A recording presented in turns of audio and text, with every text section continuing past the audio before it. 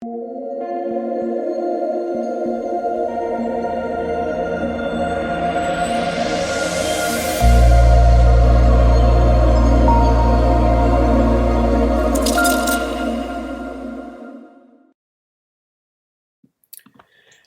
what is going on, guys? It's DK. Back at you with another video here. Today, going to be 3-game CSGO main slate on Friday. Before I get into the video, for you guys who are new to the channel, my name's DK. I make daily videos breaking down NBA, NFL, and esports daily fantasy sports slates. Esports including Call of Duty, League of Legends, and this one, Counter-Strike CSGO. So with that out of the way, let's jump in the video. First, I want to say we know we have a big weekend for esports here with CSGO, with Call of Duty. So really excited about that. I will have my Call of Duty video up right after this, so be on the lookout for that if you guys are interested in that. All right, before we get into players and their prices for this 3-game slate, let's take a look at my lineup here from Thursday. So this was my late lineup. I guess we'll go with my main lineup first. I mentioned, the safe way to go on the slate. And I mentioned, which guys are going to be low on it and how I kind of felt. So, the safe way was to go with, Astralis, was to go Furia. Astralis did get 2-0'd. Finally, the G2 guys came through for me. Now, in my main lineup, I knew I was almost dead right away when the first game, North got 2-0'd pretty easily. AZ was, I guess he wasn't terrible, but 41 for a guy that was like 8.8K. I knew it was going to be hard for me to cash. And then once G2 played and Nexa had a disappointing day for them 2-0ing, I knew it was basically impossible. So I basically doubled down. And also, the ownership here, right? Look at the ownership on these G2 guys in the main slate. 6% Hunter, 3% Nexa, 4% Kenny S. I knew they were going to be low owned.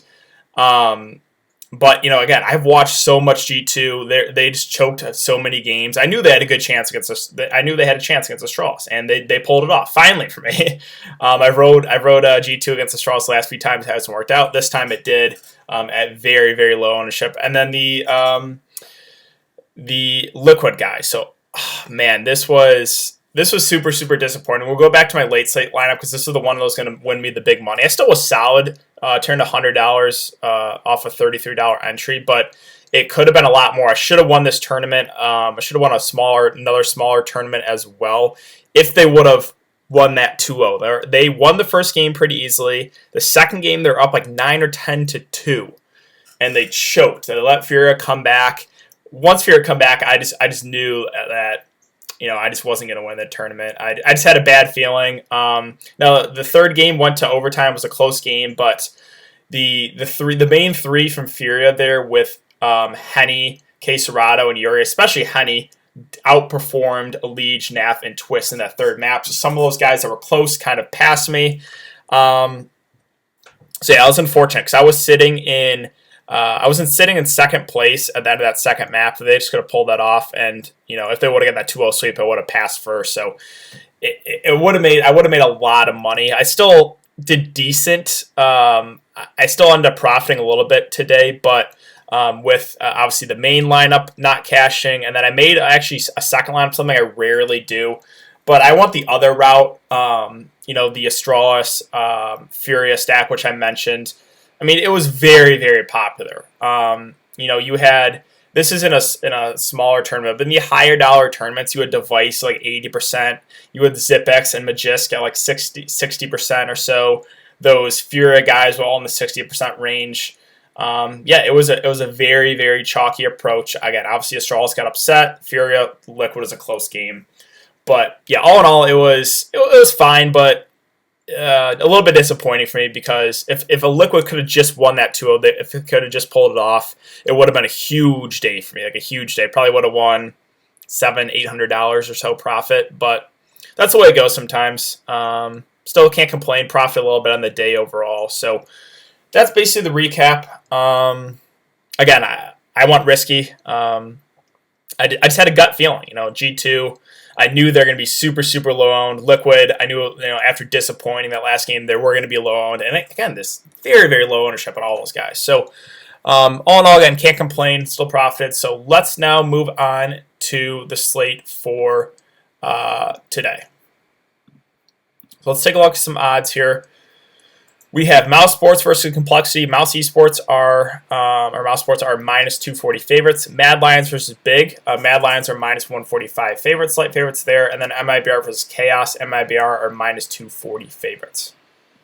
So I guess we'll start with the first game here, Complexity versus Mouse Sports. We'll start with the Complexity side. So first, let me just say Mouse Sports has been very disappointing the last few weeks. After like a dominating, 3-4 weeks ago, they've really been a letdown the last few weeks. And now they play Complexity. They are favorites, but I could honestly see this one going either way. So first, let's talk about the Complexity side. We have Blame F and Config at the top 7.4 and 7.2K. If you want to go this direction, I think those prices really do stand out for these two guys. If we just look at hltv.org, those two really, especially Config, he's averaging 0.82 kills per round, 0.67 deaths per round. He's a very, very aggressive player, which again, I like playing those aggressive players that I just think they have the most upside. Blame F has pretty solid numbers as well, right? 0.74 kills per round, 0.56 deaths per round. So those two really do carry the squad. Obo has had a couple decent games of late, the youngster. He's actually been fine, but they're priced about the same, and I would just much prefer getting to Config and Blame F. Poison and Rush, I don't think I want to do it on this slate. I just don't think we have to. I guess Poison's got decent numbers at a 6.2, but still, I would just prefer getting to Blame F and Config on the Complexity side. So really, it's those top two guys for me, and that's about it. I think those guys are pretty solid, right? They're underdogs. They're going to be low owned. It's just, the underdogs in CSGO are always low owned. Now, they were especially low owned on this slate today. But yeah, these Complexity guys, I would say Blame F and Config in the higher dollar tournaments, right? In like the $30 plus tournaments are probably going to be under 30% owned, I would say. Again, I don't think they're going to be like the G2 guys today, like 5%, but they'll be lower owned. And these two guys really do carry the roster here, Blame F, Config. So I have some interest there if that's the route you want to go. Now let's talk about the Mouse Esports side. So it's kind of the same thing here. We have two guys that really do kind of carry this team. It's Rops, it's Frozen. Rops 8K, Frozen 7.8K. They do get some help from Woxic, their opper. He's been pretty solid of late too, but he doesn't have as much upside as Frozen and Rops, in my opinion.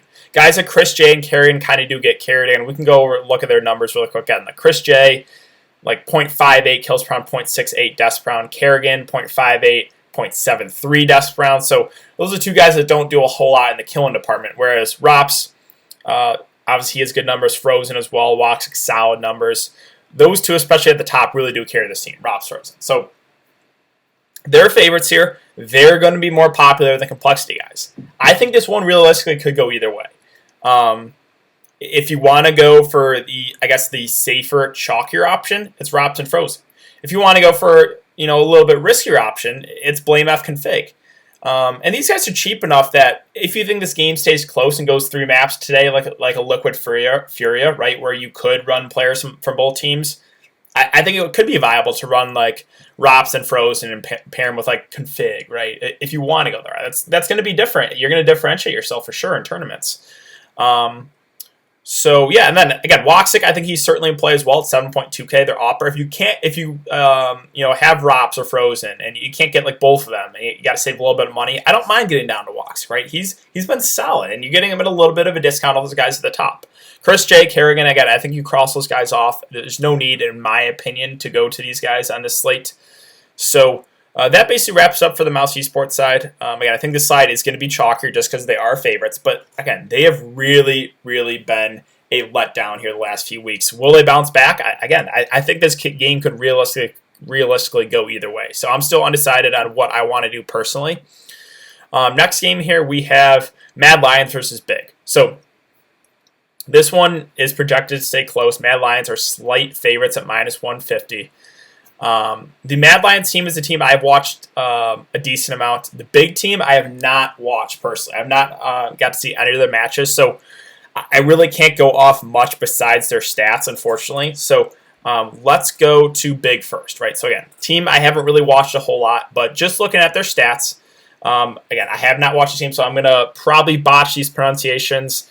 Syrson, Xanturez, and Tabson. Those are the 3 guys I have interest in. But Syrson is 9.4K. And look at his numbers. He's got solid numbers, right? 0.76 kills per round, 0.58 deaths per round. Before compare him to Xantra's 0.77 and 0.64, so pretty similar, right? And then Tabson as well, 0.74 kills per round, 0.65 deaths per round. So yeah, sure, Cyerson has a little slightly better numbers, but for the price differential, I think I would prefer getting to Xantra's and Tabson personally. 7.4 at 7K, that's probably the way I would look if you wanted to go this route. Now, personally, I'm probably going to go the opposite route. I'm probably going to go the Mad Lions route. This is a team I've watched more. I'm more familiar with them, and they are slight favorites here, I guess. So I'm probably going to go this route. On the Mad Lions side, there are some prices that do really stand out to me. So let's go over it. We have Budge at 8.6. Shajust at 7.6, Asilian 6.6, Roge at 6.4, and a core at 6K. So a core at 6K, I think, really stands out as a value play. He is the AWPer for their team, and rarely are you going to get an AWPer being the cheapest play on the team. Now, he's definitely not the worst player on the team. I would say he's probably the third best behind Budge and Shajust. So I do like a core a good amount as value option. He has pretty solid numbers, right? If we're just looking at his Draftkings points per game, it's decent for a 6K priced point. Again, he's using the AWP as well. And if we look at his numbers here on HLTV.org, they're not amazing, but 0.67 kills per round, 0.61 deaths per round. He's got a positive KD, a 1.08 rating, 2.0. I think he's someone that really does stand out as a value option on the slate. And then Bubzki. So he has pretty solid numbers here, 0.74 kills per round, 0.66 deaths per round. Roge and Asilian, I don't think I consider these guys. They don't have great numbers, both negative. It's really these three guys that I like here. And the reason, I think I slightly prefer Bubzki to Shajust. Now, this might be a little bit more contrarian because they are basically identical. Shajust actually has better numbers than Bubzki, and Bubzki is $1,000 more. So I guess if you're going for safety, it's probably Shajust. But Bubzki is a guy that if you watch him, he's a very, very aggressive player. He pushes a lot. He's like a hunter, right? He's initiating gunfights always. He's usually the first one in. So sure, maybe that makes him a little bit more risky, but I think that he has a little bit more upside for that reason. So I like Bubzki. I like a core. Shajust as well at 7.6K. He's probably going to be chalkier than Bubzki because they have basically identical numbers, and Bubzki is about $1,000 more. So yeah, again, a core as value at 6K. I think he's one of the better value plays in the day. Bubzki, Shajust are definitely viable as well. But let's move on to the final game here. So we have Chaos versus MIBR. MIBR minus 240 favorites. On the Chaos side, I know they're only slight underdogs, but I really think MIBR win this one. So on the Chaos side, it's probably going to be mostly a stay away. Besides Zeppa here, he's just got really, really good numbers, right? Up 1.27 rating, 2.0, 0.82 kills per round, 0.63 deaths per round. Compared to everyone on his team, right? He's the guy that does really carry this roster. And he's at 8.2K. So if you want to get contrarian, I think he's the guy that I would probably look to. Again, he put up a decent day there against Liquid, 62 and 50. I think MIBR win this one. So I don't think I'm going to go that route. But if I was, he'd probably be the one guy I'd consider. On the MIBR side, so this is where we get some interesting salaries here. Their favorites here, minus 240, right? Yep. So let's take a look at their salaries, right? Fallen's at 10K, Fur 8.8, KNGV 8.4. So these salaries have really changed, right? That last slate, Fallen was 7K, Fur was like 8.4, and then KNGV was like in the 5K range. They've definitely raised their salaries, right? Taco at 5.8 and TRK at 4.2. So first, let me talk about TRK. He's the new addition to the roster for Marin.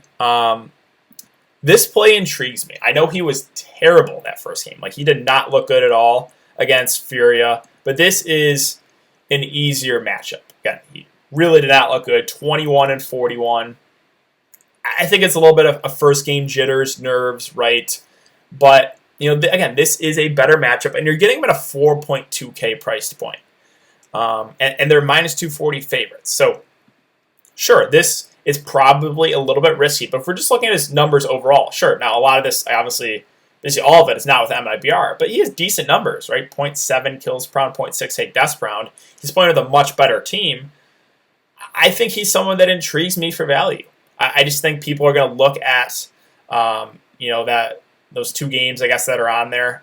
The one game, I think it was only one game. We're at 20 and 17, but this one, 21 and 41, right? He's only averaging 22 fantasy points per game. I think people are going to look at that, maybe just cross him off.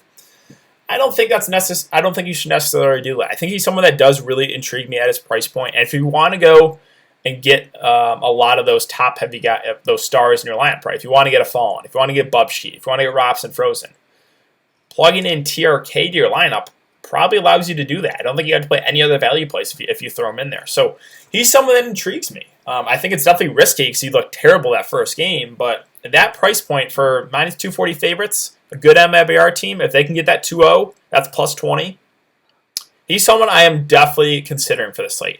Now, Taco, surprisingly, had a pretty solid game 2 there against Furia. It was so frustrating to watch game 1 because I was obviously out with the MIBR guys. Furia just kept going B, and Taco could not hold the B bomb site. And then kind of out of nowhere, that game 2, he went off. More of an anomaly.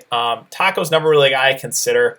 I just don't think we have to do it personally for value, so I'll probably pass there. But then we have KNGV, Fur, and Fallen. Fallen's at 10K. That is a lot to pay for him. I think, the price tags are definitely better on Fur and KNGV if you can get there. But I think, again, if you plug in a guy like TRK or a Core in your lineup, you probably can get Fallen. Sure, compared to what he is, the highest priced on the slate by $600. I don't think he's out of play, but again, if you go with those value options, you can definitely get Fallen in there. We've seen him, make huge plays, clutch after clutch. He's a very, very good Counter-Strike player. So I have interest there. You're probably going to have to play one of those cheap guys to get him in, but Fallen is someone that definitely does stand out. More of a safe spend up, right, for MIBR being, the biggest favorites of the day here. And then we have Fur and KNGV. So this one's very, very similar. They're very similar price points. I think I would slightly give the edge to Fur, but it's almost either way. I think you can definitely play both those guys if you don't want to get Fallen. I think you could realistically play all 3, but then you'd have to get value plays in there elsewhere. So this MIBR team, I think this is probably where you go for safety, right? If you're just going for safety, you probably get at least 2 of these MIBR guys in your lineup. All right, so let's talk about captains now. Who am I looking for captain, right? So I want those guys that have upside, right, that can break the slate. So, a guy like Fallen, right? If I plug him in the captain spot, I'm going to have to play, probably 1 or 2 of those value options. But he's someone I'm considering. Bubsheet, right? I talked about his aggressiveness. I think he's someone that does really stand out to me. If you're going for more of the safe play, it's probably Shajush at about $1,000 less. But I still have interest in Bubsheet, right? Robson Frozen. I think this duo, again, they do kind of carry this Mousie Sports side. So these are 2 guys I'm considering. On the complexity side, it's Config, it's Blame F.